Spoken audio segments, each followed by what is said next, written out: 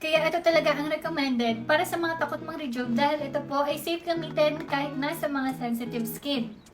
Isa ka din ba sa takot mag-rejuve kasi lagi nating naririnig na kapag sinabing rejuvenating set ay bawal tayo mainitan at nakakaitim ito ng mukha. Kaya importante na bago tayo gumamit ng mga beauty products ay siguraduhin muna natin na safe at effective ito gamitin. Dahil may mga produkto sa mukha na matapang ang ingredients at kung sensitive skin ka, ay baka masira ang mukha mo dito.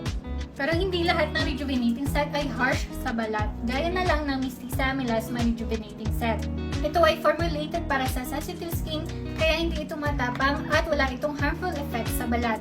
May mild peeling effect lang para dahan-dahang matanggal ang pekas at mga dark spots. Kaya ito talaga ang recommended para sa mga takot mag-rejuve dahil ito po ay safe gamitin kahit nasa mga sensitive skin. Dahil mild lang ang mga ingredients ng Mistisa, hindi ito matapang sa balat, plus meron din itong SPF 50 na sunscreen para kahit na magpa-araw ka ay protektado ka, hindi ka mangingitim, hindi ka mamumula at hindi ka makakaramdam ng irritation.